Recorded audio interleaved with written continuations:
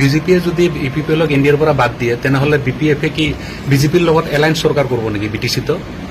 চৰকাৰৰ কথা পিছত প্ৰথম এলায়েন্সটো ক্লিয়াৰ হ'ব লাগে, ইয়াৰ পিছতহে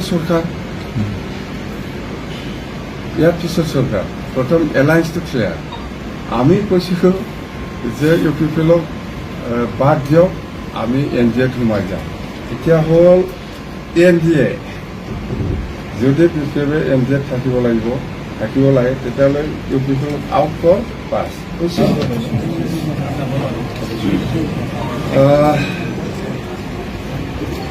আমাৰ আজি বিপিএফ দলৰ PMB বৈঠক হৈছিলে। যিহেতু আপোনালোকে চবে গম পাইছে যে অহা 5 তাৰিখ অক্টোবৰত যিটো চৰকাৰ গঠন কৰিবলৈ গৈ আছে, ইয়াৰে অধ্যক্ষিণ চেৰিমনি আছে। সেইটো বিষয় লৈ আমি এতিয়া চৰকাৰ যিহেতু বনাবলৈ গৈ আছে, যিটো সময়ো নাই, সেই হিচাপত আমি PMB আলোচনা কৰিছে যে অধ্যক্ষিণৰ পিছত যিহেতু চৰকাৰত বহিব, আমি কি কাম কৰি যাম, সেইটো লৈ খুব চিৰিয়াছলি ডিছকাশ্যন হৈছে। আৰু আমি আচলতে বিপিএফ হিচাপে অকলে নিৰ্বাচন কৰিছে, চবেই জানে। আমি বিপিএফ হিচাপে 28 চিট পাইছে, সেইটো চবেও জানে।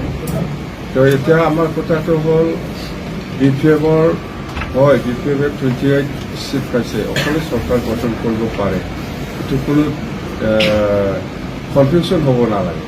কিন্তু আমাৰ বিপিএফৰ নেতা কৰ্মীসকলে যিখিনি PMB বডি বা ডিষ্ট্ৰিক্ট বডি বা চেণ্ট্ৰেলত যিখিনি কৰ্মীসকল আছে, চবেই চিন্তা কৰিছে যদি BTC সকলো জাতি জনগোষ্ঠী বা সকলো শ্ৰেণীৰ লোকসকলক যিটো উন্নয়নৰ কথা কৈ আহিছোঁ বা BTC নিৰ্বাচনৰ ইলেকশ্যন প্ৰচাৰৰ সময়ত বহুত কথা ৰাইজৰ মাজত প্ৰতিশ্ৰুতি দি আহিছে বা কাম কৰিম, সেইটো কৰিম বুলি কৈ আহিছে।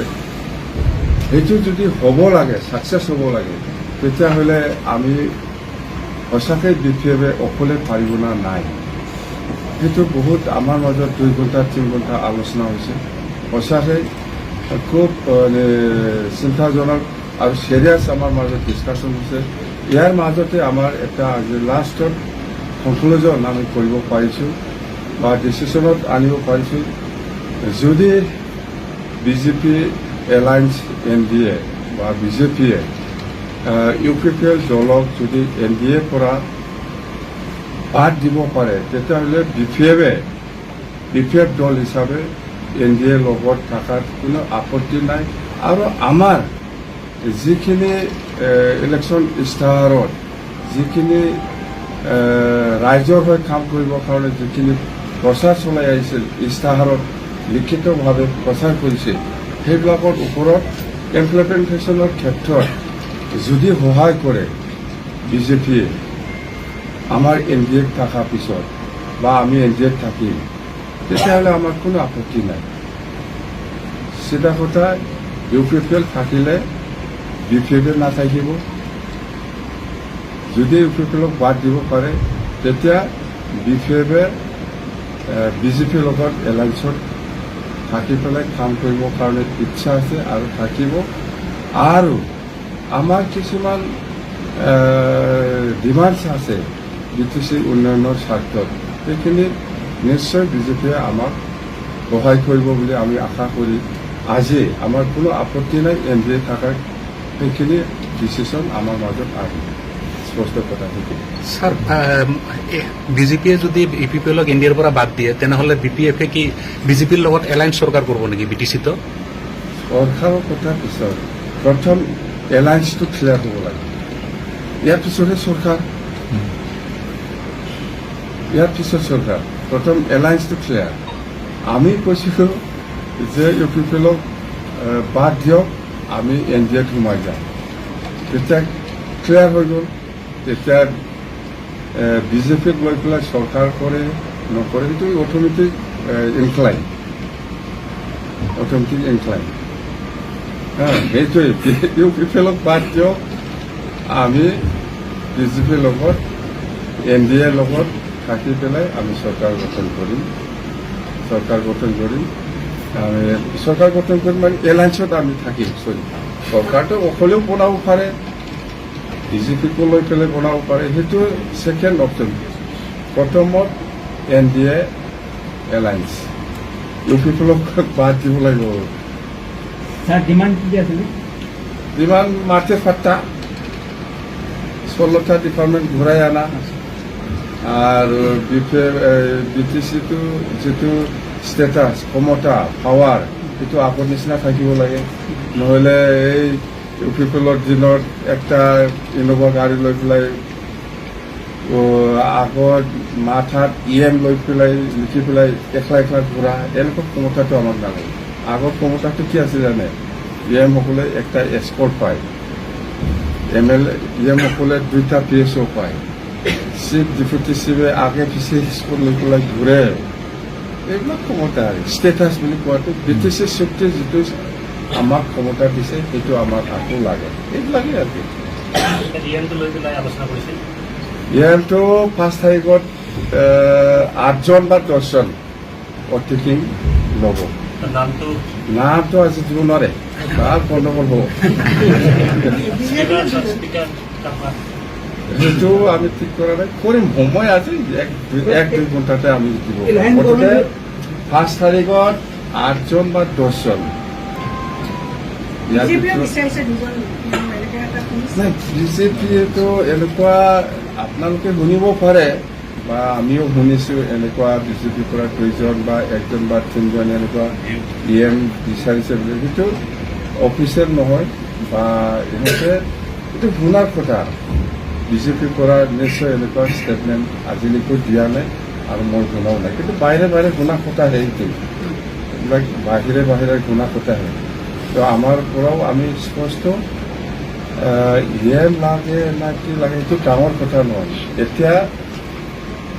এতিয়া হ'ল NDA যদি বিজেপিয়ে NDA থাকিব লাগে তেতিয়াহ'লে U P P out for পাছ হৈছে স্যাৰ যদি বিজেপিয়ে ইউ পি পি এলক এলায়েন্সৰ পৰা আঁতৰি দিয়ে তেনেহ'লে কিবা BTCৰ EM দিয়া হ'ব নেকি kami ular ngapa buru niskan jam panua. Sir, BPF4 Udah tak coba tak dah buru di bawah saya. Hasan pun kena ni. Ang mesti silah hasan pun macam ang silah.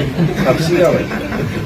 Sir, BPF4 sir বেয়া দিনত যিসকলে অন্য দলত বাগৰি গৈছিলে তেওঁলোকক আকৌ পুনৰাই আপোনালোকৰ দলত এইটো দলত আলোচনাই নাই এইবিলাক বহুত পিছত এইবিলাক এতিয়া এইবিলাক আমাৰ আলোচনাত অহা নাই আৰু নিশ্চয় নাহিব যদি আহে পৰিৱেশে আমাক জনাব আজিৰ সভাত কি ডিচিশ্যন লৈছিল আপোনালোকে আজিৰ সভাত কি ডিচিশ্যন লৈছিল ডিচিশ্যনটো আছে আমাৰ কিন্তু আমাৰ ড্ৰাফ্ট কৰি আছে আপোনালোকে জানিব নিশ্চয় আমাৰ ড্ৰাফ্টিং কৰি আছে ভালকে মূল ইছ্যুটো কি সেইটোৱে U P P L out BPF in itu kemana নাই itu হলেতো শেষ খেলা হতো বিজেপিৰ প্ৰতি আপোনাৰ এপিল থাকিব যে যদি বিপিএলক হয় সেইটো একদম বাস ইয়াৰ পিছত আৰু কি কৰিব লাগে কৰক EM লাগে না নালাগে এইবিলাক চব আলোচনা হ'ব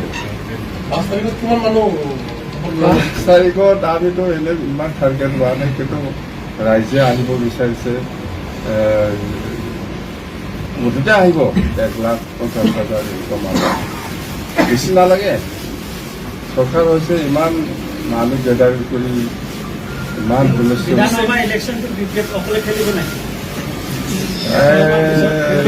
এই কাৰণে কৈছে মই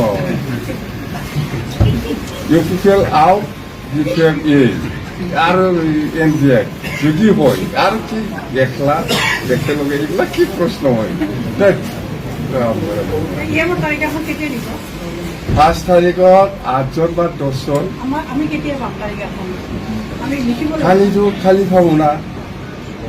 খালি পাব না পৰহি টিফিন ল'ব খালিতো আমি দিবই লাগিব নামটো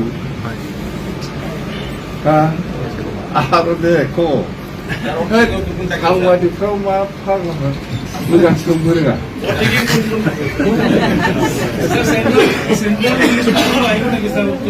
হা হা চেন্ট্ৰেল কোনো মিনিষ্টাৰ আহিব নেকি? নাই এইটো আমি প্ৰথম তাৰমানে এনেকুৱা হয় যদি U P P L out B P F in যদি হয় তেতিয়া আলোচনীটো স্পষ্ট হ'ব বিজেপি এইটোহে যদি নকৰে আমি বাহিৰে বাহিৰে কাম কৰি থাকিম আৰু কি লাগিব উপায়টো নাই অকলে অকলে নেকি অকলে অকলে যদি ইউ পি পি এলক লৈ পেলাই যদি বিজেপিয়ে কাম কৰিব বিচাৰি আছে আমাৰ কোনো আপত্তি নাই আমি উপায় নাই অকলে অকলে হ'লেও আমি কাম কৰি যাম বাছ বিৰোধী দলৰ মাতা সমানে শপত গ্ৰহণ অনুষ্ঠানত এইটোতো নিয়ম প্ৰমোদ মাতিব লাগিব না নামাতিলে আৰু কিবা কিবি বকি থাকিব তাই সন্মান দিম আমি দে হ'ব আৰু গোটক না কিবা কিবি হ'ব ছাৰ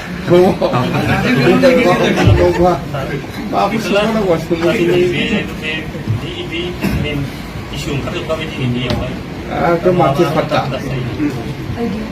দে হৈছে হ'ব